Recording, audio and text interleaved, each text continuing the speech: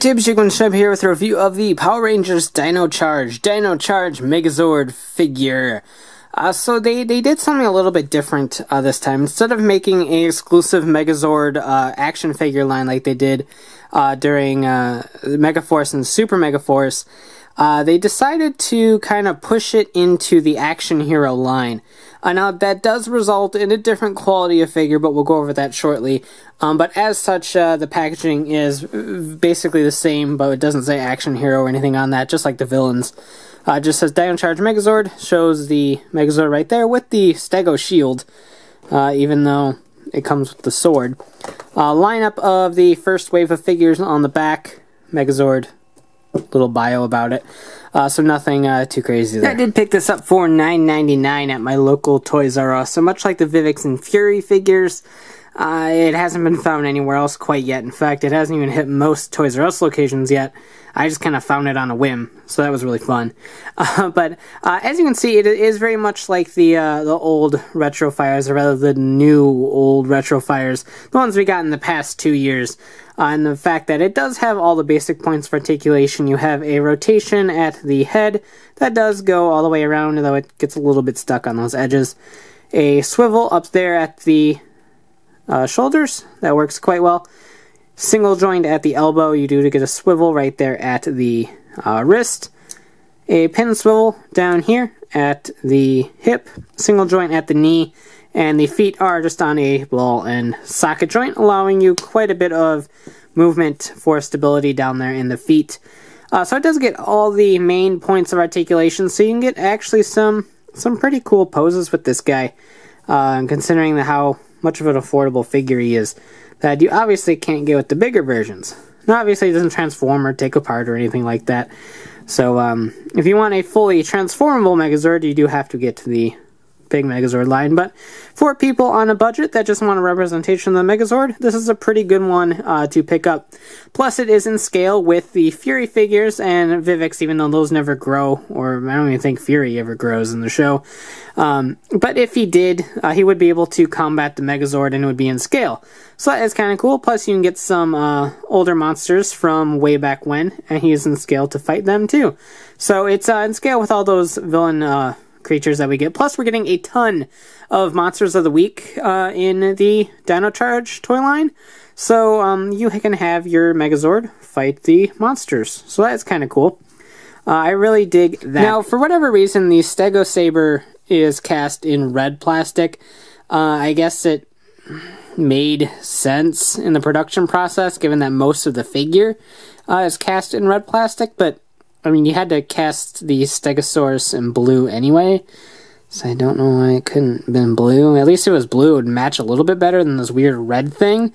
So that is really my only major complaint with the figure, is the red sword. Now, obviously, there is quite a few missing paint applications, and you'll see compared to the old Retrofires, nothing here is painted in the arm except for the drill, and you're missing a lot of paint down here in the legs as well, but the upper body is actually done quite well as he drops his sword.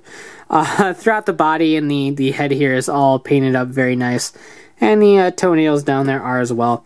So I'll give credit where credit's due. The main upper body of the Megazord is painted quite well, and it's not like the details aren't there, but if you really want some accuracy, you're going to have to customize it up yourself. The back here, with most Bandai America figures, is very plain. Though really the only missing paint applications are the ones that are still on the arms and the back panel right here. And this is obviously supposed to be yellow because it was once T-Rex's tail. But the back of the T-Rex is painted as well, so I will give it that, which is always kind of good, especially if you get some sort of angular poses down here. It would look really weird if just half of the T-Rex was painted, so that's kind of nice. But overall, it is a pretty neat figure, and it does fit quite well with the previous Retrofires. Now, jumping this down from what was the old Megazord's $12.99, I think, figure down to what is essentially an $8.99 figure at most retail locations. Obviously, a lot was cut in terms of paint applications. So here it is next to the legendary Megazord from last year. And as you can see, there's quite a bit more paint applications throughout the legendary Megazord. Not a whole lot more. It's particularly noticeable in the legs and the arms of the Dino Charge Megazord. But you can clearly see it is designed a little bit differently. The articulation between the two is very much the same. Really, at the end of the day, it's definitely about the same, but the joints are designed a little bit more fluidly with the older designs. Now, one thing you might notice by comparing the two is just sort of the different sort of stature that it has. The Dino Charge Megazord looks very much like a person.